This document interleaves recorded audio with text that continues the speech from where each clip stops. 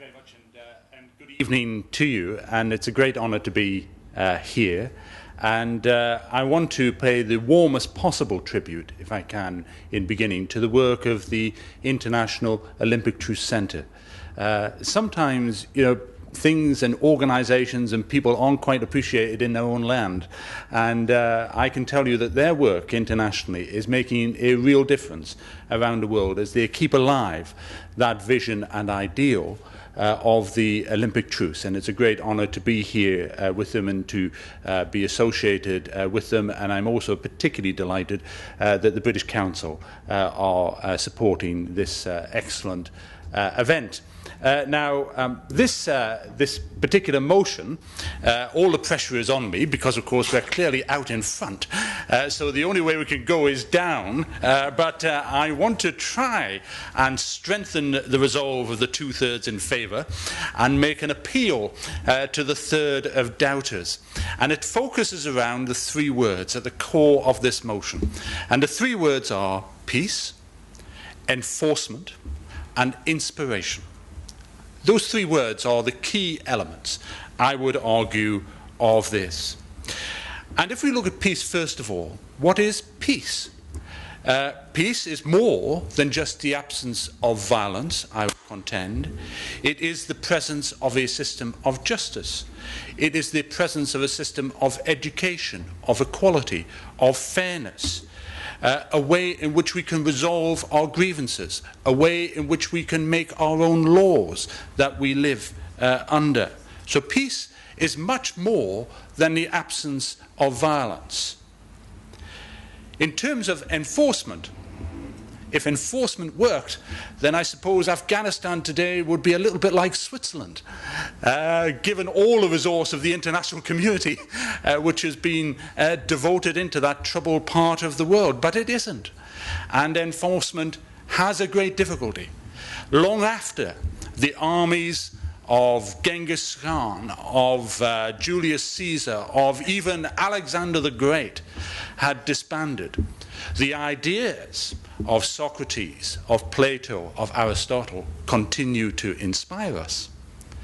Long after tyrants such as Hitler and Stalin and Pol Pot and Mao had slaughtered the masses, today we look to examples of the lives of Mahatma Gandhi, of Nelson Mandela, of Aung San Suu Kyi, for our example as to how we should live.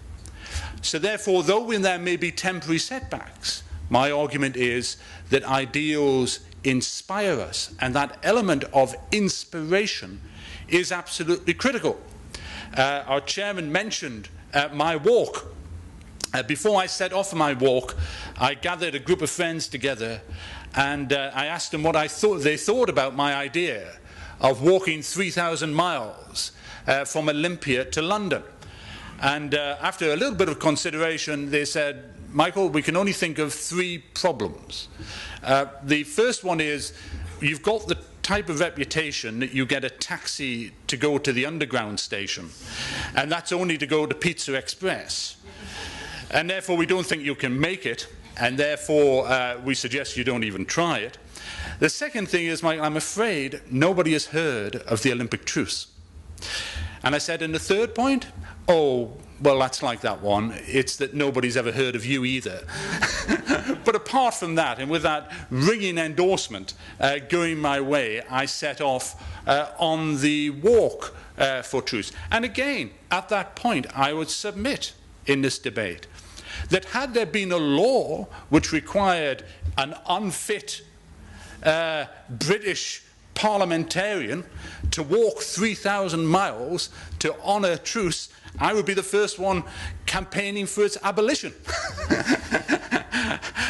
But the ideal, that dream that was there from King Iphigenia in 776 BC, that people could come together, not as Spartan, as Athenian, as Corinthian, as their different city-states, but come together united as Olympians and compete together as equals under the same rules, under the same laws for glory, was something that reached down the millennia to inspire me again and got me moving. And as I reached the end of my walk, towards the end, I arrived in Brussels. And with this, I will conclude. I arrived in Brussels and was asked to speak at a primary school. Now, politicians always get very nervous about addressing assemblies of primary schools. And this was the British school in Brussels. And at the end of my presentation, where I talked about walking through the different countries, they said this. One little girl put her hand up. She was 7 years old, and she said, "You've walked through 15 countries. Who were the nicest and who were the nastiest?" Now, of course, I could say that, of course, Greece was by far the most hospitable. I said, but you know what it is? I'd never really thought about it because everybody was just exactly the same. I walked along the highways in Greece and in every other country, and when I met people coming the other way, I smiled at them and they smiled back. I asked for directions, and they did their best to help. I asked for accommodation, and they asked for 50 euros. People were exactly the same. They loved their countries. They thought that their country was the most beautiful. They thought their culture was the most rich. They thought their fighting men were the most courageous. They thought their women were the most beautiful. Everyone thought exactly the same. And the only thing that changed was that as you approached close to the border, they would say to you in hushed tones at the final place I was staying, they would say, well, of course, you know, we're okay in this country. You can trust us, but when you go over there, watch out, because those people will rob you, they'll take their money. And of course, they had this prejudice against other countries and against other people.